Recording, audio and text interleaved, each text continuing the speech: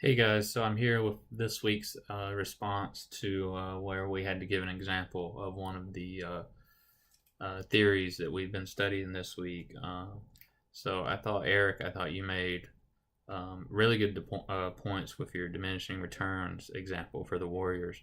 Uh, I thought that was really a good example to kind of demonstrate the price value per player and essentially what it can come out to be per wins. Like if you break down a team's salary and how much they basically had to spend per win per season.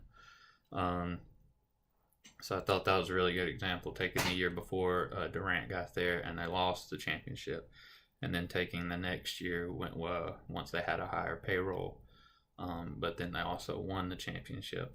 So I thought initially I thought I was going to have one point that I didn't really disagree with, but you ended up touching on it at the end, where even though your study was sort of the regular season, it's because you didn't want to focus on the playoffs. That was a much smaller sample size, which was a good decision because you do need a large scale to make a sort of a measuring stick out of that.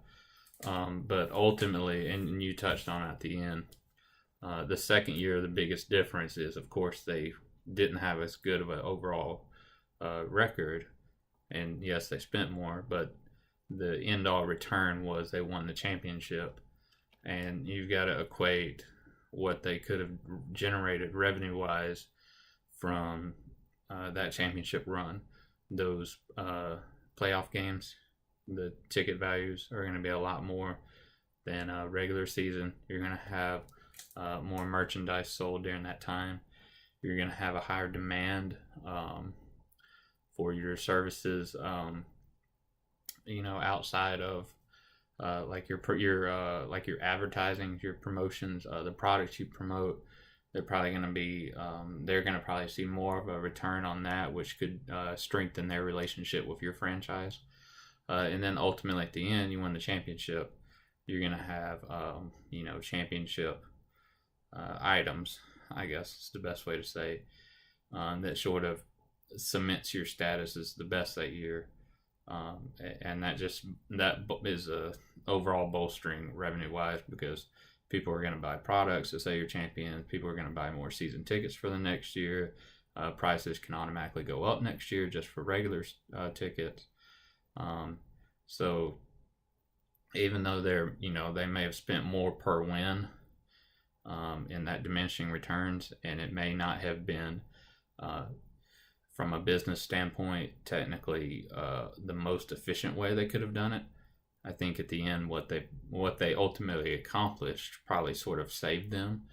But you're right, from the standpoint that had they not won that championship and had they lost the same as the year prior, it would have been worse business because of what they had to spend to get to that point.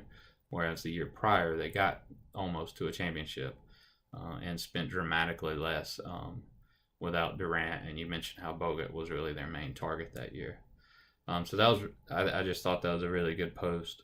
And it kind of dives into where analytics and sabermetrics are really being used across the board in multiple sports now, where teams sort of taking that Moneyball approach, I guess, of let's analyze the player for who he is, not what his name is, and how many bases can he steal, how many times does he get on base, how many times does he move a guy over on base, and that kind of deal, because they want to know how many points are you scoring, how many runs are you producing, compared to just how big of a name you are and how many wins you can bring. So those were some good points, I thought. I thought you had a really good post this week, so I'm looking forward to the next week.